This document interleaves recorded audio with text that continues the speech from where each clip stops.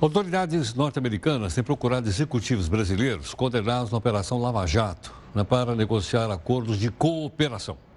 O Departamento de Justiça norte-americano, que é ligado à Casa Branca, está em cooperação direta com os investigadores da Lava Jato. Além disso, a Casa Branca vem procurando obter a colaboração dos envolvidos nos esquemas de corrupção para avançar nas investigações que o país vem fazendo sobre empresas brasileiras. Pelo menos 10 empresas tupiniquins são alvos das autoridades norte-americanas, entre elas a Odebrecht, a Eletrobras e a Petrobras.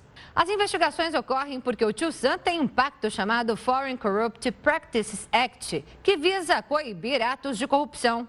Todas as empresas que tenham ações, investimentos ou mesmo contas bancárias nos Estados Unidos têm que seguir as regras dessa legislação.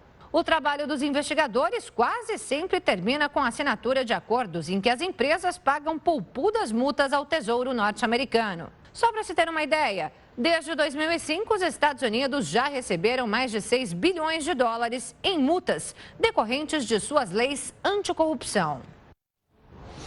Olha, a empresa citada, que foi a Odebrecht, ela inclusive fez um comunicado, que foi publicado em vários jornais, vários veículos eletrônicos, pedindo desculpas ao país pela prática de corrupção.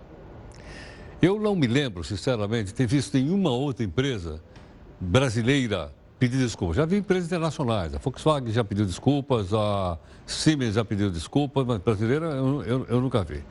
Quem está aqui conosco é o professor doutor Maurício Janussi.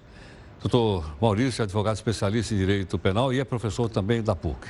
Maurício, obrigado pela gentileza, bem-vindo aqui no Jornal. Obrigado, eu que agradeço. Maurício, nós precisamos explicar, e eu gostaria que explicasse também para mim, que eu não entendo muito bem.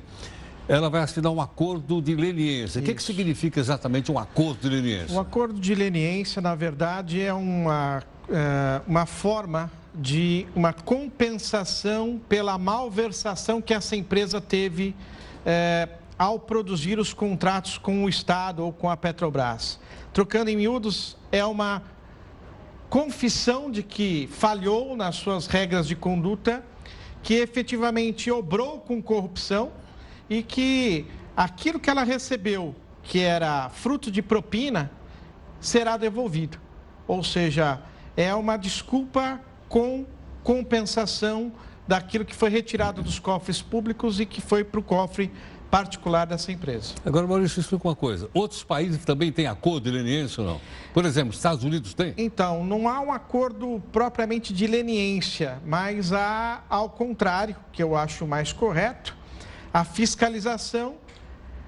Lá é perguntado se ele se declara culpado ou inocente na qualidade de empresa. Se ele se declarar culpado, ele vai ser condenado a uma indenização mais uma compensação que seria o equivalente ao acordo de leniência. Não tem propriamente dito este nome, mas é uma forma também de compensação do Estado norte-americano de alguma malversação de uma empresa que tenha se locupletado, ou seja, tenha enriquecido em virtude disso. Agora, uma coisa ainda interessante é o seguinte, é de que as empresas têm os seus departamentos de compliance. A própria Odebrecht divulgou muitas vezes que tem um departamento de compliance. O que quer dizer exatamente compliance? Então, compliance aí vem do direito norte-americano, que são o quê? É um departamento que tem as suas regras de conduta, os seus valores, os seus modelos a serem seguidos, que são também baseados na própria lei que existe dentro do país. E significa, trocando em miúdos, que aquela empresa vai cumprir, arrisca todas as leis, como se fosse uma obrigação, para mim é um dever, né? De que quando contratar com o Estado brasileiro, com uma empresa estatal, irá cumprir rigorosamente as regras que estão disciplinadas na lei e as regras da própria empresa. Então compliance não é só cumprir a lei, o compliance? Não, o vai além disso? Vai além disso, é cumprir a lei, que é uma obrigação, mas cumprir os valores daquela empresa. Por quê? A Odebrecht hoje, né, não tendo o compliance, mas não fazendo o compliance, porque não adianta nada a empresa ter um departamento de compliance. Ela tem que fazer com que esse departamento seja autônomo e independente e que possa exercer a fiscalização aos outros funcionários da empresa, coisa que nós vimos que não existe. Tanto é que o resultado é corrupção. E tinha um Tinha departamento um lá. departamento ao lado de compliance, tinha um departamento de corrupção, ou seja, 2 departamentos que não poderiam conviver no mesmo espaço e no mesmo local se uma empresa fosse, eu vou dizer aqui, até meio bruto, séria, né? Hoje, o que é a Odebrecht para o mundo? É uma empresa séria, idônea? Eu contrataria com a Odebrecht? Essa é a grande pergunta. Mas esse acordo de leniência que foi feito pela Odebrecht deve ser dito mais. Só se faz este acordo, né, porque esta empresa, fazendo esse acordo e devolvendo, compensando aquilo que ela roubou, ela conseguirá ainda, pasmem, contratar com o Estado, seja o Estado, o município ou a União, para fazer obra pública. Ou seja, se o governo, então, precisar de uma ponte, de uma refinaria, etc., ela pode entrar na concorrência, de acordo... pode ganhar e pode ganhar um contrato. O acordo de leniência assinado pelas partes, fazendo, portanto, trânsito em julgado, ou seja, acordo, né, homologado em juízo, faz com que esta empresa se torne novamente idônea para contratar com um serviço público. Então, quais são as partes? De um lado, o Estado, não? Do lado, o Estado, que é o lesado, ou a Petrobras representando o Estado, e aí vai ser, o Estado é sempre defendido pela Advocacia Geral da União, do outro também o Ministério Público como fiscal da lei, fiscal desse acordo de leniência, e a outra parte que é a empresa que vai assinar e dizer que vai devolver aquele valor e vai, a partir de agora, seguir as regras de conduta que ela disse que lá atrás iria assumir. É dar, aspas, um voto de confiança a uma empresa que até o momento não seguiu nenhuma regra de compliance, dizer que a partir de agora ela vai seguir essa regra de compliance. Sim. Quer dizer, então, tudo que nós chamamos de errado agora é perdoado? E nós estamos aí de novo, novamente? Fica fácil a pessoa ou a empresa dizer, olha, desculpa, né, eu roubei e agora eu vou devolver o valor. E uma outra coisa que eu gostaria de chamar a atenção dos seus telespectadores e a sua, é que se fala aí de um valor de 6,8 bilhões de reais. Não me apresentaram até agora, seja a Advocacia Geral da União, o Estado, o Ministério Público, qual é o valor que foi roubado. Qual é o montante desta corrupção? Eu não sei se esses 6,8 bilhões é 10%, 50% ou 100%, ou se é 100% mais uma compensação. Então, o acordo de leniência deveria ser mais claro para a população. Agora, ele é público ou não? Ele é público, porque cabe ao cidadão fiscalizar o acordo de leniência. Quer dizer, qualquer cidadão pode entrar lá e olhar? Pode ir lá e olhar. Agora, quem representa esse cidadão como fiscal da lei é o Ministério Público, o Ministério Público Federal, que assina, portanto, esse acordo de leniência. Então, o que eu acho que deveria, ou o que está faltando, não é só o representante da Odebrecht vir falar, olha, desculpa, eu te roubei, né? E devolver o dinheiro. Eu quero saber qual é a compensação. Se ele está devolvendo 100%, em quanto tempo ele vai devolver? Eu fiquei sabendo hoje que isso é durante o prazo de 20 anos. Né?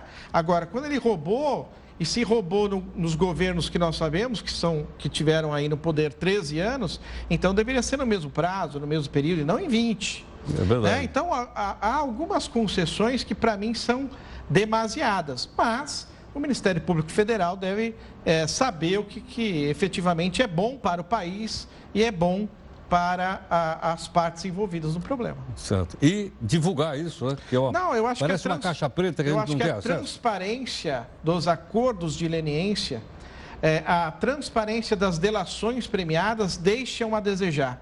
Uma vez que elas são homologadas pelo Supremo Tribunal Federal, que é o órgão máximo da jurisdição brasileira, elas têm que se tornar públicas. Há uma necessidade do governo brasileiro e da Petrobras e da própria empresa dar satisfação pública a nós, contribuintes, de que esse dinheiro foi devolvido e pelo valor necessário, coisa que eu estou verificando que não está acontecendo. Né? Eu acho que existe lá o segredo ou a conversa antes de se assinar, mas depois que está assinado tem que tornar público. Isso chama-se transparência, isso chama-se prestação de contas para a sociedade. Maurício, eu queria pedir que você ficasse mais um instantinho aqui, para a gente conversar um pouquinho no portal. Com certeza. Bem?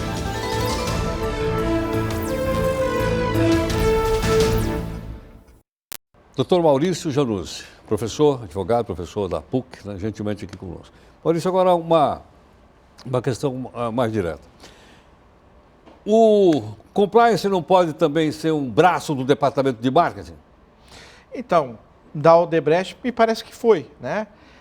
A empresa diz, tem um compliance, mas ela não apresenta as regras desse compliance. Ela, quando vai fechar um contrato, esse compliance não age diretamente, ou seja, não faz uma reunião, não procura saber se aquele contrato foi ou não realizado sobre as regras da lei e da empresa, o que significa que é só uma fachada. É só um nome bonito, dizendo, ó, essa empresa tem compliance. Aí faz um impresso bacana, um impresso, bota no site. Né? A licitação vai perguntar, a empresa tem compliance? Tem compliance, lógico que tem. Mas ela exerce efetivamente o compliance ou não? Essa é a grande dúvida.